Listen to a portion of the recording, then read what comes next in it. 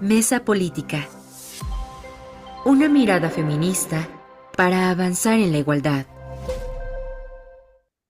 Hola, ¿qué tal? Muy buenos días. Lunes 24 de febrero del 2025. Gracias por acompañarnos en esta nueva emisión de la Mesa Política, una mirada feminista para avanzar en la igualdad con los temas pues más importantes que hay en la semana que tenemos que abordar. Yo soy Lucía Lagunes Huerta y agradezco como siempre su compañía en esta emisión. Les recuerdo los números de cabina 55 35 08 47 61. También les invito a que nos sigan a través de las distintas redes sociales de CIMAC Noticias y, por supuesto, de cada una de nosotras.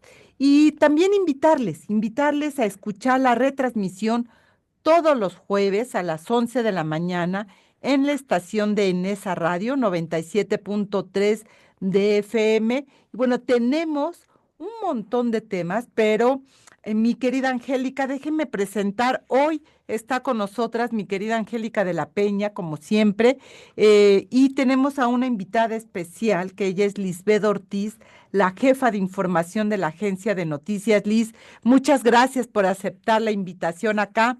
Mi querida Angélica de la Peña, si quieres, arrancamos contigo. Bienvenida como siempre, gracias por estar. Esperemos que Marta Tagle se pueda sumar. Nuestra querida Alma Margarita tuvo pues un llamado especial allá en Baja California en el INE, así que por esa razón no va a estar en esta mañana y tenemos tela de dónde cortar, mi querida Angélica de la Peña, así que arráncate, si te parece. Bueno, muchas gracias, querida Lucía, querida Liz. Muy buenos días. Este lunes que inicia una semana complicada. Me parece que el tema sigue siendo que prácticamente está cumpliendo los días, el mes que dio Trump a México para abordar el tema de si continúa esta imposición de los aranceles al acero y aluminio y anuncia además otros aranceles que no sabemos por dónde vaya a determinar amenazarnos, pero me parece que frente a ese discurso beligerante Trump, ayer me llamó la atención una opinión de Marco Rubio en el sentido de señalar a pregunta expresa, bueno, México y Estados Unidos siguen hablando, hay buenas condiciones para continuar esta conversación. Pero, ¿qué es lo que pone como una bomba? Es lo que yo llamo esta papa caliente. En los últimos días, pues es la carta que evidentemente está bien estructurada, bien asesorada por sus abogados que firma el Mayo Zambada, donde está anunciando que si no en México no pide su extradición a México, puesto que fue sacado de manera ilegal, él invoca sus derechos como mexicano, pero además amenaza que si no acontece así, entonces habrá un colapso. Y hay una gran interpretación de lo que significa colapso. Y me parece que la amenaza que no se puede dejar de ver es que el Mayo Zambada pues tiene una gran información respecto de todos los acuerdos que seguramente celebró con funcionarios mexicanos. No podemos dejar de olvidar que siempre se señaló que los abrazos no balazos estaba dirigido precisamente a favorecer a este cártel. Y entonces la situación es muy compleja. En esto también la amenaza a los aranceles evidentemente también están afectando al peso mexicano frente al dólar. Y por otro lado, pues la popularidad de la presidenta sigue al alza, ¿no? Entonces, sí estamos ante una situación muy compleja. Me parece que el mundo está pasando por una situación en donde no puedes decir esto es blanco o negro, sino que hay una serie de reacomodos. Trump ha sido, me parece que está constituyéndose en un parteaguas frente a lo que al cambio de la política exterior de Estados Unidos, y no podemos dejar de observar las amenazas también a otros países, a otros dirigentes, como es el caso de Zelensky en Ucrania. De tal manera que este reacomodo nos ve a México en una situación, desde mi punto de vista, muy compleja. Porque siempre, mi querida Lucía, querida Liz, México se había caracterizado por ser un país imparcial frente a estas divisiones en el mundo, siempre. Recordemos la Carta sobre los Derechos y los Deberes, que me parece que no tenía desperdicio, diseñada por estos constitucionalistas, evidentemente nacionalistas, pero sobre todo que decían, a ver, México tiene que verse por encima de estas divisiones, en ese momento la Guerra Fría, pero ahora tenemos otras características de lo que pudiéramos pensar es una Guerra Fría que puede calentarse en cualquier momento, aunque ya la tienes en algunos lugares muy concretos del mundo, como es Israel contra Palestina, la Franja de Gaza, lo tienes, por supuesto, y ya lo mencioné, en el caso de Ucrania con Rusia, y así estamos viendo confrontaciones en donde yo no veo a México vindicando esa política internacionalista que nos caracterizó de el respeto a lo que pasa en otras naciones, el respeto a nuestra relación con todos los gobiernos de todos los tipos, así como tenemos una gran relación con el gobierno de Estados Unidos, bueno, tenía que darse porque es nuestro principal vecino, hay presiones históricas siempre hacia México, pero también se apoyaba a Cuba. Recordemos que siempre en México los gobiernos priistas apoyaron a Cuba cuando Cuba lo necesitaba, pero también así apoyaron a Chile cuando los inmigrantes perseguidos políticos de Chile en la época Pinochet, pues también los apoyó. Es decir, México siempre ha abierto sus puertas a lo mejor del mundo, antes a los republicanos en la guerra mundial de España. Es decir, México siempre ha estado como que imparcial frente a todos estos vaivenes políticos, pero siempre procurando el respeto a los derechos humanos de todas las personas que en ese momento pudieran estar en una situación de vulnerabilidad, de riesgo. Yo veo ahora en esta definición que caracteriza al gobierno de la presidenta Sheinbaum, igual que su antecesor, pues y más inclinada a los populismos, y me refiero concretamente a la política interior. Es verdad que se empezó a dar prebendas a la gente que lo necesitaba desde gobiernos, bueno, empezó prácticamente con el gobierno de manera mucho más enfática de Salinas de Gortari, y se siguió trabajando en esta exigencia de todas nosotras, de todas las organizaciones sociales de derechos humanos, de apoyar, de atender a la gente más necesitada para resolver esta inequidad, esta desigualdad social que caracteriza a México, bueno, toda Latinoamérica de manera muy particular, pero a México, y entonces, pero ahora cambia con el gobierno de López Obrador a darles dinero en vez de darles servicios como se venía construyendo. Es decir, derecho a la salud, derecho a estar en situación de desventaja, bueno, pues ayudarte para que la educación de tus niñas y niños no tuviera problemas, en fin, tipo de situaciones que caracterizaban con llevar a las mujeres a que hicieran obligadamente para poder tener ese recurso para sus hijos, hacerse la práctica, el examen de Papá Nicolau. Todo eso se olvidó, querida. Todo eso se olvidó. Y entonces ahora las prebendas lo único que ha constituido es tener un padrón electoral típico de los populistas y no un Estado que garantice derechos, un Estado de derechos para lograr que la gente pobre salga de la pobreza. Sí, sin lugar a dudas, un panorama muy complejo. La Carta del Mayo viene a mover varios elementos. Como bien lo señalas, mi querida Angélica de la Peña, es decir, ya lo dijo la presidenta, mañana martes, se supone que responderá la consejera jurídica y la FGR en la mañanera a esta solicitud que ha hecho el Mayo Zambada en términos de regresarlo a México. Creo que están en un dilema, la carta los coloca en un dilema, mi querida Lisbeth Ortiz, desde el lugar de la agencia, del lugar donde tú estás. ¿Qué miras en relación a esta carta, al conflicto? Sin duda, hoy lo dice el Universal, 80% de aceptación de la presidenta Claudia Sheinbaum, y diríamos, está también colocado todo el tema migratorio, los aranceles, etcétera. ¿Cómo lo ves tú, Lisbeth Ortiz? Sí, yo coincido con el planteamiento de Angélica de la Peña. Buenos días, Angélica. Muchas gracias, Lucía, por esta invitación. Desde luego que el peso lo está resintiendo, ¿no? Hoy 20,44 el tipo de cambio y sigue en esta inestabilidad.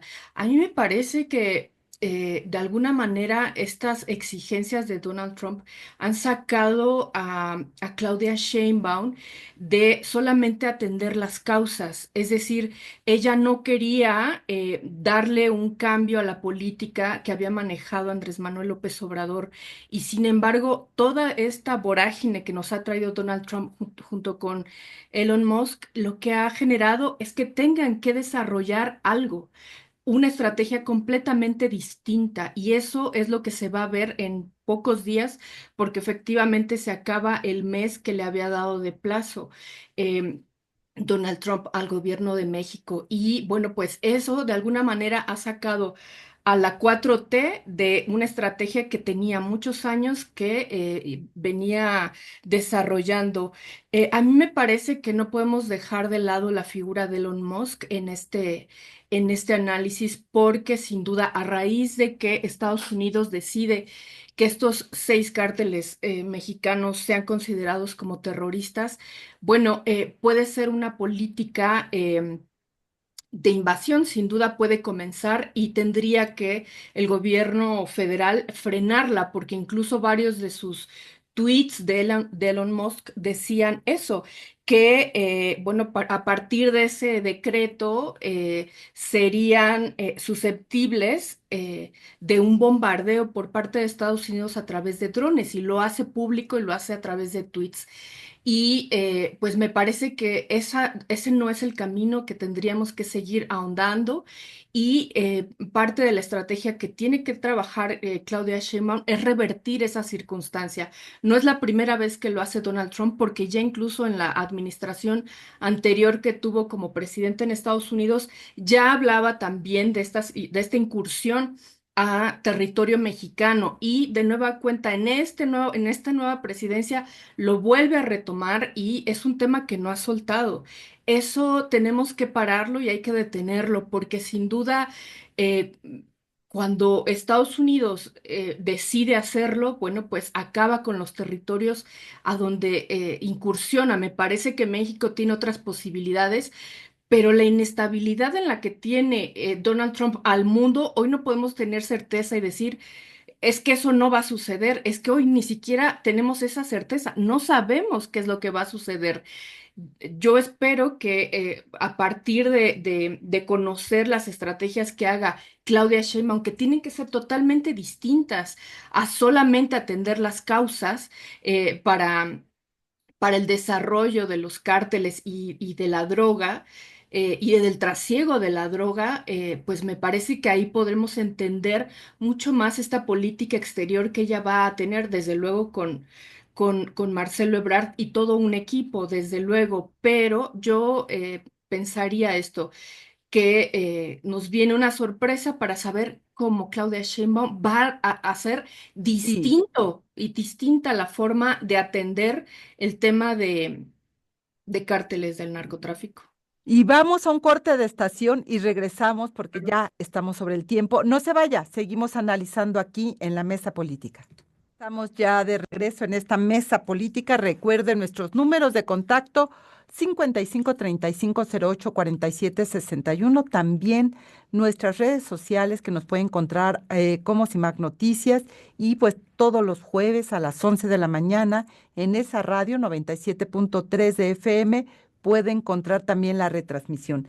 Angélica, sin duda, la convocatoria al nacionalismo mexicano ha sido una de las estrategias desde la primera amenaza de Trump que Claudia Sheinbaum convocó a la unidad, ¿te recuerdas? Aquí también lo tocamos, a cerrar filas frente a las agresiones, a llamar a defender al país y ahora en su gira en Durango a proteger a la población migrante que pudiera ser repatriada a México, los ha nombrado como héroes y heroínas y ha señalado también algo que me parece muy importante y que es parte, yo creo, de esa popularidad que hoy tiene la presidenta, señalar sí, lo que ha hecho en términos de remesa a la población migrante en Estados Unidos, pero ha dicho 20% solamente es lo que manda en términos de ganancia, el 80% se queda en Estados Unidos y eso es parte de la riqueza que ha hecho de Estados Unidos un gran país. Este discurso, mi querida Angélica, también es parte de digamos, una capitalización política para la presidenta de México. ¿O tú cómo la ves? Bueno, ese es un tema muy discutible, porque hay datos que señalan que las remesas acá en México son mucho más altas de lo que ella dice.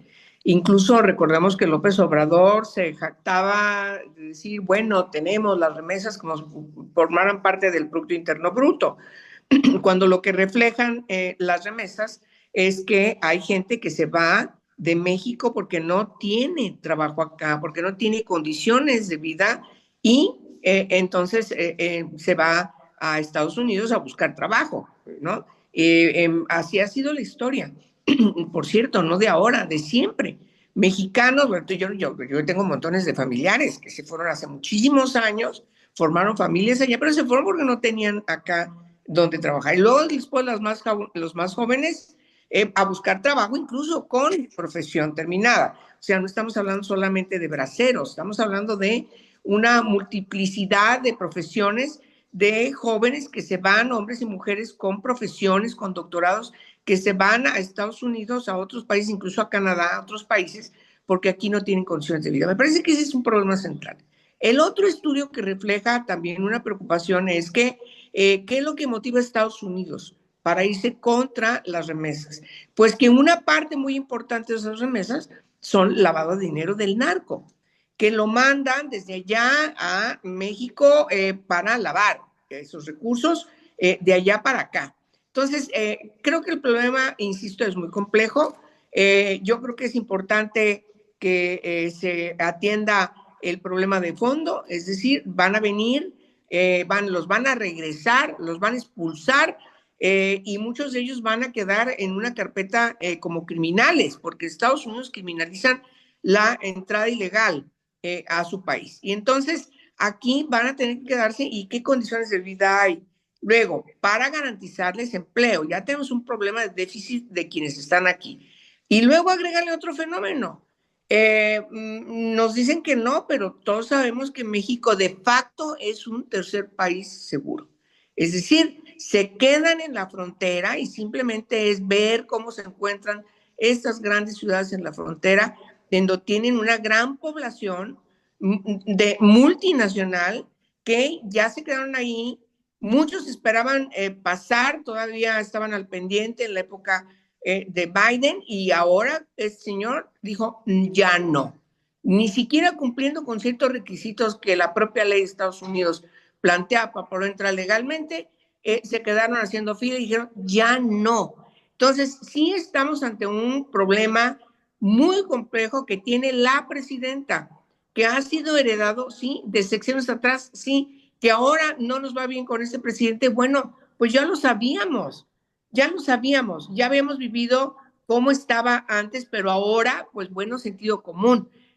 Ahora, a diferencia del anterior gobierno de Trump, tiene una mayoría que controla en el Congreso estadounidense, tanto en la Asamblea de Representantes como en el Senado.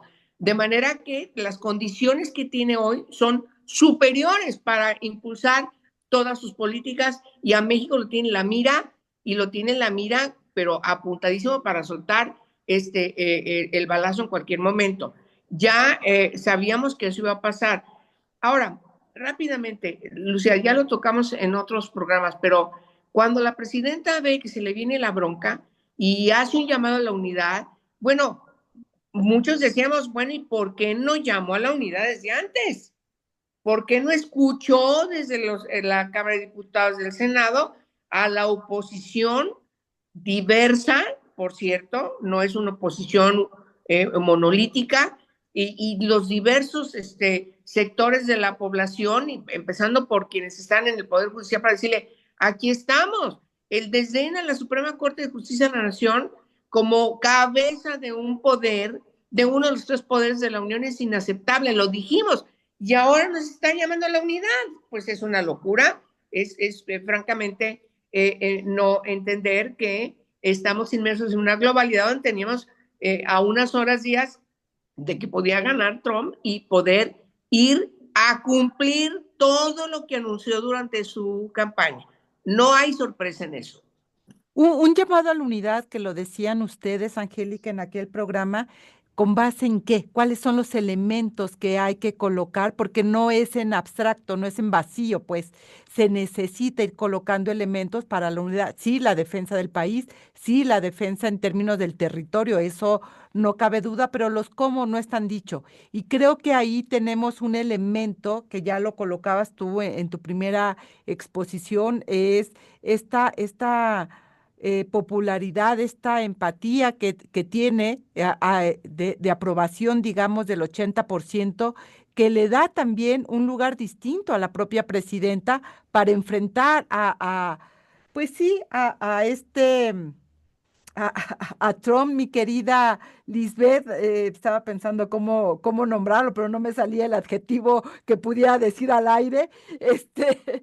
Pero eh, creo que lo que tú señalas de Elon Musk no es cualquier cosa, es decir, lo que estamos viendo no es solo Trump, sino una derecha en Estados Unidos que ha ido cerrando filas para que este personaje pudiera llegar con compromisos muy claros. No es casual que pues este millonario esté siendo asesor y haya caminado con pies de plomo en términos de prácticamente desdibujar, deshacer USAID.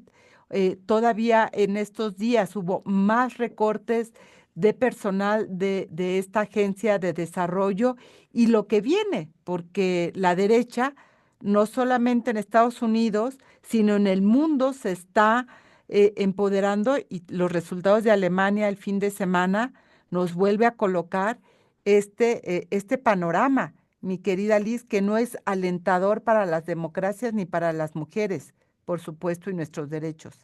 Así es. De hecho, abrimos el día de hoy en la agencia CIMAC Noticias con una radiografía de, pues, de la derecha conservadora en el mundo, y precisamente señalábamos el triunfo de Friedrich Merz en Alemania y, bueno, pues él junto con otros personajes cercanos, porque además están cercanos en las ideas y filosofías de Elon Musk, de Donald Trump, eh, que quieren contener además esta oleada inmigrante.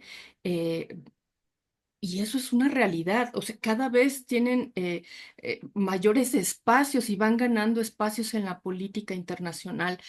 Eh, y sin duda esto es parte del respaldo que están teniendo. Cada vez hay un expansionismo que sin duda tiene que ver con la alteración a nuestros derechos humanos de las mujeres. ¿Por qué? Porque sin duda van para atrás. Es lo que ha pasado con el tema de aborto. Jamás hubiéramos pensado que en Estados Unidos pudieran revertirlo. Y sin embargo lo lograron. Entonces los derechos humanos de las mujeres con esta derecha que está conservadora, que está ganando terreno, también los derechos humanos de las mujeres están en riesgo, sin duda, porque no podemos hoy dar por sentado ni por hecho que ya están ahí y que se van a quedar para nosotras. Eso es una alerta y que nos prende alerta, yo creo, a todas las feministas del mundo y de derechos humanos, la gente que trabaja y defensoras y defensores de derechos humanos, sin duda. Marta, bienvenida, un gusto, nos da muchísimo gusto que hayas podido sumarte aquí a la mesa política. Pues el tema es clarísimo, el tema es Donald Trump, los aranceles, la Carta del Mayo, mi querida Marta. Nos quedan 3 minutos como para un primer saque de comentario y regresamos contigo después del corte. Si quieres empezar, mi querida Marta Tagle. Sí, pues muy rápido. Muchas gracias de entrada a mis compañeras de mesa por permitirme incorporar después. Tenían compromiso de trabajo, pero ya voy llegando. Muchas, muchas gracias. Y bueno, pues decirles que escuchándolas me parece que sin duda lo que estamos viendo, ¿no? No tengo la menor duda de que es una reacción a los avances que hemos tenido durante los últimos años. O sea, lo que está sucediendo en buena parte del mundo, pero que lo vemos de manera muy cercana con Estados Unidos y que además hemos podido platicar con varias mujeres de América Latina, particularmente de Argentina, es una reacción al avance en los derechos de las mujeres, de la agenda progresista y lo peligroso del asunto es que son personas que tienen el poder político y económico en el mundo, ¿no? O sea, las mujeres no logramos todavía alcanzar plenamente el ejercicio de nuestros derechos políticos y económicos, pero estos hombres vienen en retroceso, en regresión totalmente con todo el poder político y económico del que cuentan, pues para echar para atrás, intentar de echar para atrás todos estos avances que nos ha costado tantos años, tantas décadas en conquistar. Y que sin duda hay que poner alerta porque se entremezclan y a veces quedan opacados ante escenarios como los que tenemos en el caso de México con este personaje, la Carta del Mayo, que coloca y eclipsa toda la agenda social, política nacional en torno a lo que el personaje pudiera ser y esto se va desdibujando poco a poco y todo lo que tiene que ver en materia de derechos humanos. Lo decía Angélica, es una carta del Mayo donde está asesorado muy bien en lógica de derechos humanos y eso, mi querida Angélica, no es cualquier cosa. Ahí hay una, yo diría, una trampa porque ¿cómo le dices que no a los derechos humanos, sea quien sea? Vamos a ir a un corte de estación y volvemos para seguir hablando de Donald Trump y lo que viene para México en materia de derechos humanos también para las mujeres. Volvemos. Y ya estamos de regreso en la mesa política, lunes 24 de febrero. Recuerde nuestros números en cabina 5535-084761. También nuestras redes sociales de CIMAC Noticias nos puede encontrar cada una las redes personales y como siempre le invitamos a escuchar en dado caso que se haya perdido parte de esta mesa, pues la retransmisión todos los jueves a las 11 de la mañana en Nesa Radio 97.3 de FM aquí en la Ciudad de México. Mi querida Marta, otro de los temas también que ocupa pues la atención en estos días tiene que ver ya el proceso electoral que tendremos enfrente sobre los jueces, las juezas que ingresarán. Me llamó la atención dos cosas el día de hoy que colocan los medios de comunicación. Uno, la entrevista que hizo Yuridia Sierra con Loreta Ortiz, que garantiza, ella dice, la ministra, una corte feminista después del proceso electoral. No sé ustedes cómo la ven. Y lo otro que me llama mucho la atención son las 2.500 impugnaciones que existen solo por el proceso de selección. Si falta todavía, es decir, ¿qué vamos a tener enfrente como país en este proceso electoral que ya está encima y que será pues ya en esta semana cuando se manden a imprimir las boletas en las cuales la ciudadanía todavía no terminamos de entender cómo será la elección? Yo estaba oyendo en la mañana y no es persona por persona, sino va como una especie de planillas de las cuales tú vas a votar. En fin, está muy complejo. Creo que nos tienen que entregar un manual de cómo votar en este proceso electoral. ¿Cómo la ves tú, Marta Tagle?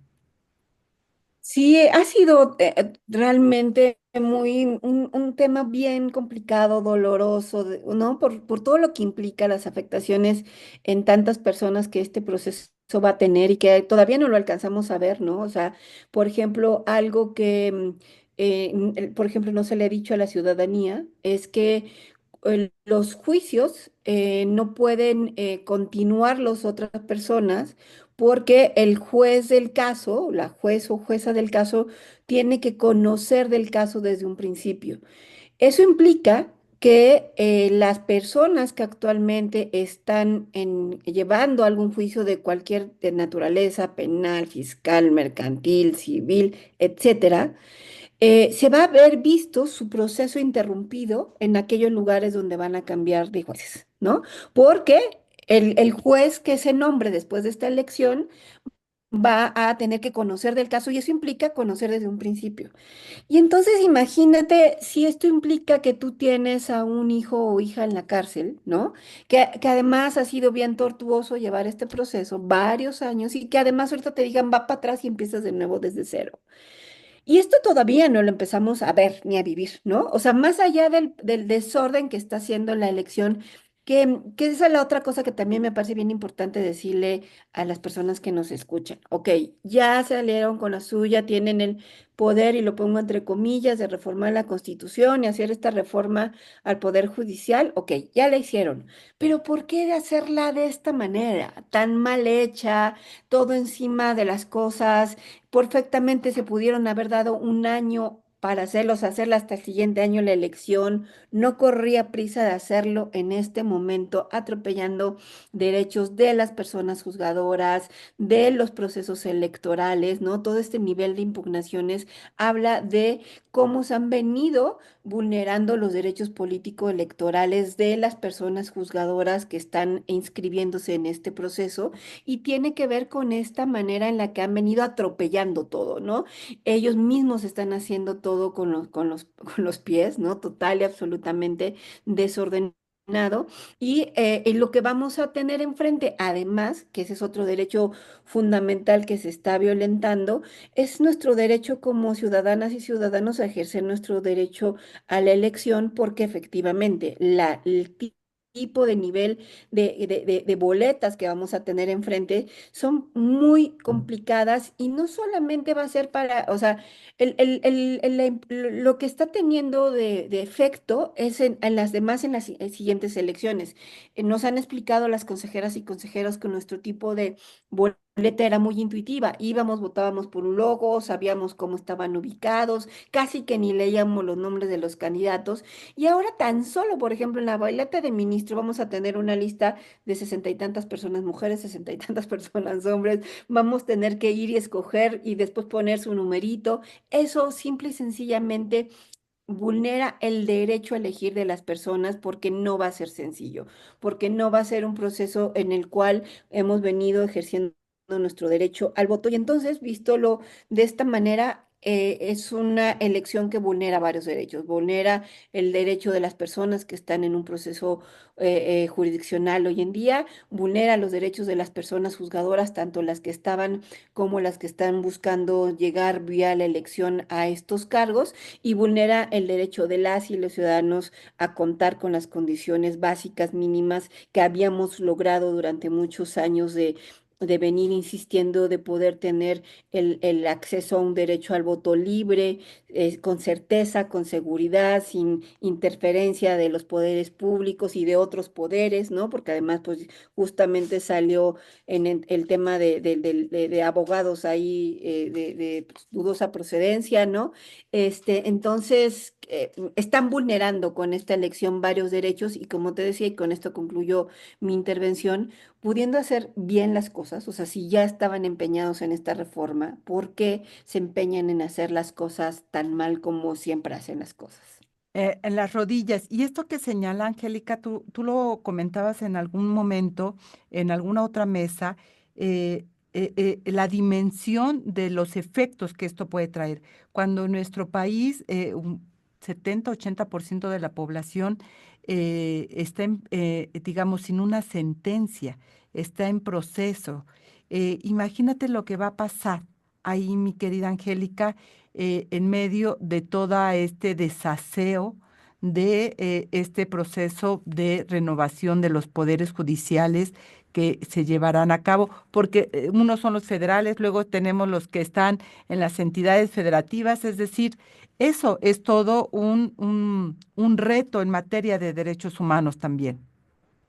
Bueno, les va a salir más caro el caldo que las albóndigas, la verdad, porque cuando uno escucha a consejeras, consejeros del INE respecto de los señalamientos de que tienen que reimprimir otra vez boletas, y las impugnaciones esas que tú mencionas, que eso significa además otra bronca, y que quienes están apuntados, que finalmente llegaron, llegaron, quién sabe quiénes son, la inmensa mayoría, no tienen ninguna currícula que te garantice que van a ser idóneos para el encargo, que se va a elegir, y todo indica que va a ser una votación muy, muy, muy, muy baja.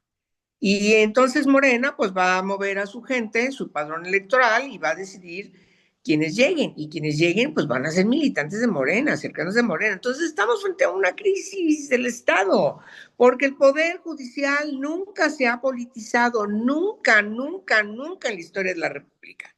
Ahora, hasta ahora, mi querida Angélica. Hasta ahora, y entonces estamos ante una crisis de gobernabilidad del Estado, no de gobernabilidad del Poder Ejecutivo, sino del Estado, de la República. Esa es la connotación que tiene. De manera que, bueno, lo que menciona Marta simplemente es una cosa verdaderamente que no se ha ni siquiera visibilizado la magnitud de las repercusiones. Y la gente no se va a dar cuenta de la trascendencia de haber votado por esa gente que hoy está gobernando, que amenazó con tirar el Poder Judicial, etcétera, cuando hasta que vea su propio problema parado, y además que va a tener retraso, porque efectivamente van a tener que conocer.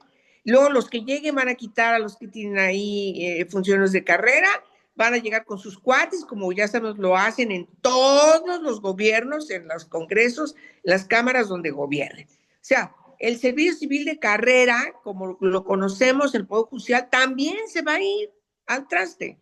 Los que todavía ahí quedan, que tienen una gran experiencia, no alguna, experiencia de muchos años, los van a quitar, porque van a llegar con sus cuates, con sus militantes de Morena, porque eso es lo que está haciendo Morena. Es una oposición que va a llegar así, con toda su inexperiencia, pero peor, con revanchismos, que me parece que es lo peor, y entonces la gente común y corriente es la que va a pagar los trastos que se están rompiendo. Sin deberla ni temerla. La situación es muy, muy terrible, muy compleja. Y volviendo al tema anterior que estábamos tratando, frente a una amenaza, con todas las características de la amenaza que tenemos enfrente, bueno, me parece que la presidenta está en una situación muy compleja. Heredó una papa caliente, heredó un desastre, heredó un montón de broncas que le dejó su antecesor, y además dejó un montón de orejas del antecesor que la están allí cuidando, etcétera, etcétera, que también tienen posiciones de poder muy importantes dentro del gabinete y en todas partes. Entonces, sí, es una situación muy compleja, y pobre país, no sé qué vaya a pasar, y por lo pronto me parece que nosotras deberíamos sentarnos a vísperas del 8 de marzo, las feministas, sentarnos en nuestra diversidad a discutir cosas fundamentales que nos lleven a acuerdos fundamentales para protegernos del embate, del desastre que vamos ya avisorado todo el espectro que vamos a sobrevivir. Sin lugar a dudas, el reto enfrente es enorme, monumental. Yo no sé, no quisiera ser Claudia Sheinbaum, porque realmente lo tienes muy complicado, como ya lo decías. Lisbeth Ortiz, ¿realmente tú crees, como dice Loreta Ortiz, que la corte, la próxima corte, lo que salga de ese proceso electoral será feminista o es un exceso de optimismo? Digo, aquí ya veo las caras, Marta Tagle, no, pero ni por poco creen eso. Un pequeño comentario antes de irnos al corte de estación, mi querida Liz. Tu micro, Liz, tu micro. Ella es considerada, bueno, pues una de las ministras apegadas al oficialismo. Creo que eso va contrario al feminismo. Es totalmente contraria esta declaración. Y bueno, no sé cuánto tiempo tengamos antes de irnos al corte. Eh, bueno, totalmente desafortunada la declaración. No, no me parece que sea así, porque además se nota cómo han sido ayudadas las tres ministras apegadas al oficialismo. No está, en este desaseo del que hemos hablado, no estaban en la primera lista de entrega del 12 de febrero y todavía la rehacen y mandan de nueva cuenta para el 15 de febrero ya fuera de tiempos y las agregan. Yo creo que esto no tiene nada que ver con el feminismo. Eh, yo creo que nos merecemos las mujeres otro tipo de sistema judicial, porque si esto se estaba haciendo para contrarrestar esos índices de impunidad, pues no se está logrando. No lo veo por donde podamos contrarrestar un 98% de impunidad en casos de feminicidio, por ejemplo. No lo miro así. No estamos siendo miradas. Estamos hablando única y exclusivamente de redes de poder, en dónde me van a colocar, en qué nivel cercano al poder. Eso es lo que estoy viendo. En ningún momento yo veo justicia y verdad para las mujeres en este desaseo tan terrible que tienen en el Senado, en el INE. ¿Quién se va a hacer responsable de ello? Es Bueno, un fíjate. vamos a ver qué queda en este proceso y qué corte vamos a tener, pero mientras vamos a un corte de estación y volvemos. Y ya estamos de regreso en el cierre prácticamente del programa. Mi querida Angélica de la Peña, em, ¿qué esperamos en esto, en estos días ya? Tú recordabas al inicio del programa la amenaza de Trump sobre los aranceles sigue ahí, teniendo una debilidad pues, en la Corte porque está parada, aunque no haya cambio, está parada.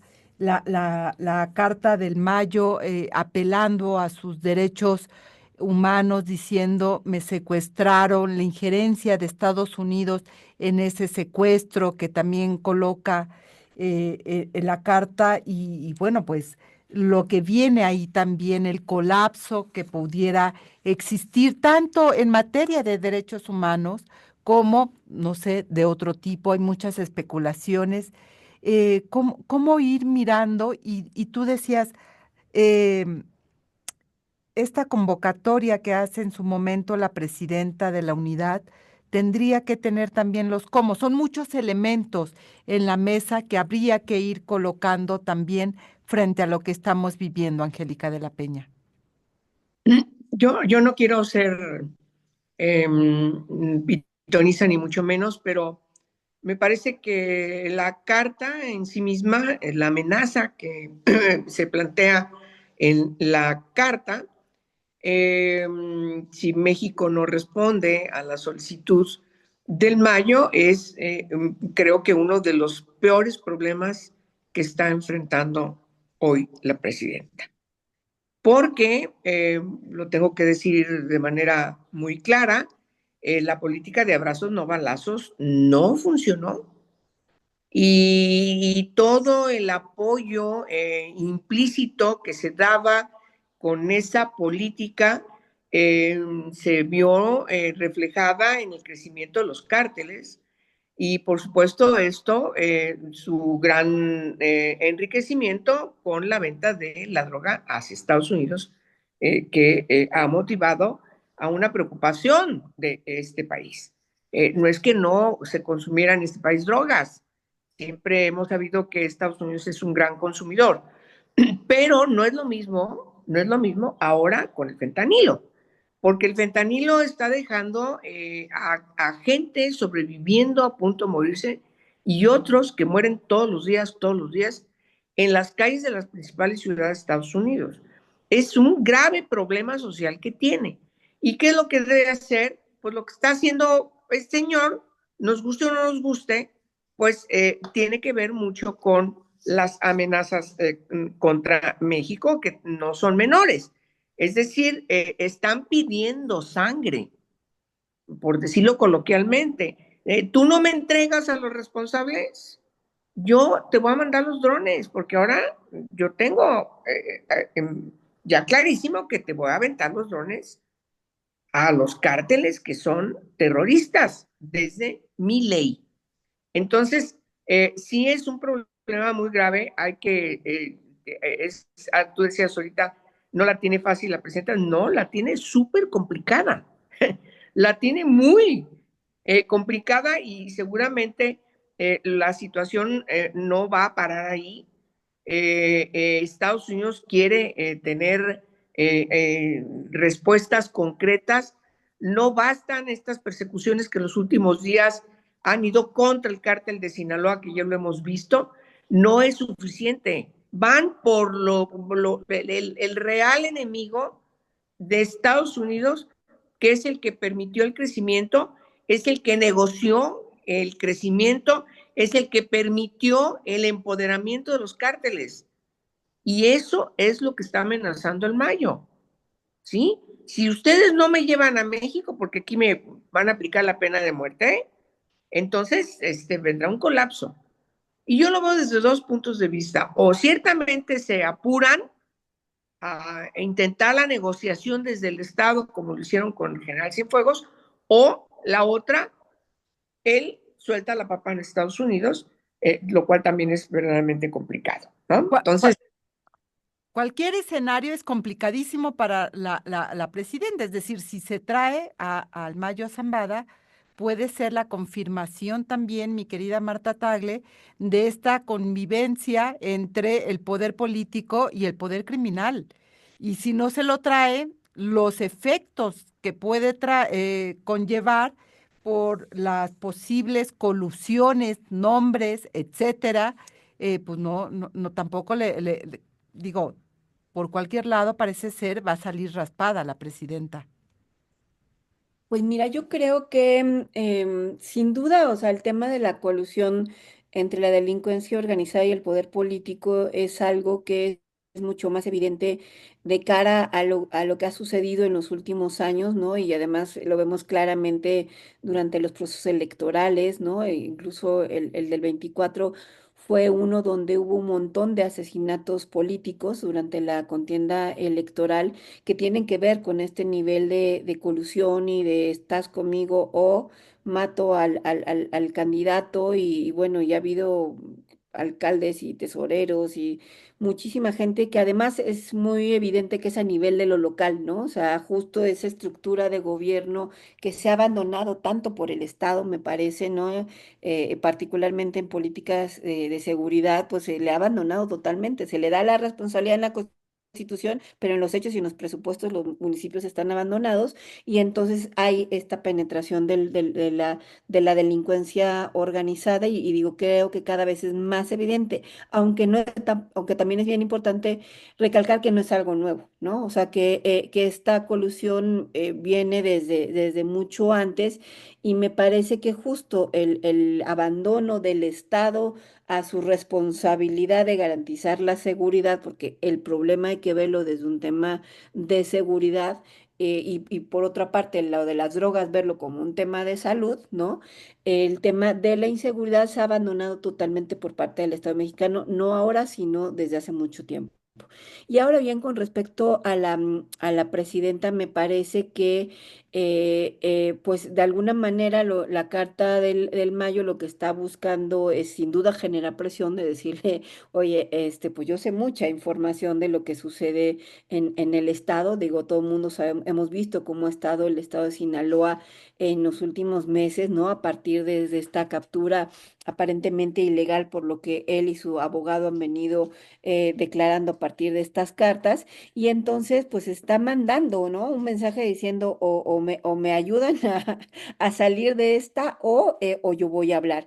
Y yo creo que sin duda en ese sentido, digamos como proyecto político tienen mucho que perder, ¿no? Porque el que quede evidencia de una o sea, porque hasta ahorita han sido rumores, una serie de declaraciones en redes, ¿no? Aunque haya evidencias, formalmente ellos lo han negado, pero si hubiera una declaración de esta naturaleza vinculando directamente a políticos de Morena con la delincuencia organizada, me parece que sin duda sería un tema político muy difícil de manejar para la presidenta. Y lo único que también me gustaría comentar con respecto a este tema es que la presidenta está viviendo en carne propia pues la herencia de lo que dejó el gobierno de Andrés Manuel López Obrador, ¿no? Esa política de abrazos no balazos, este crecimiento de la colusión política entre la delincuencia y con la delincuencia organizada, este crecimiento que vemos de la violencia en varias partes del país, es una herencia directa de Andrés Manuel López Obrador,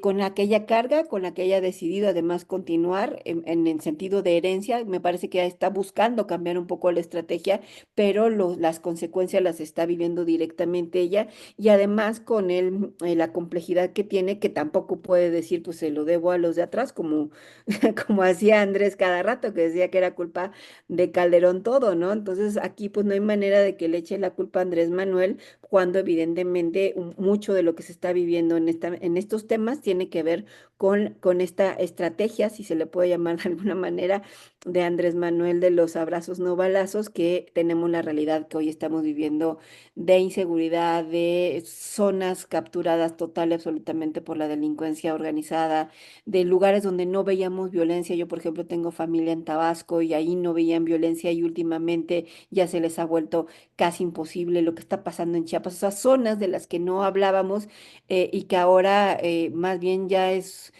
difícil no mencionar una zona donde tú quieras incluso salir por carretera y no te sientas con la preocupación de la inseguridad que hay, ¿no?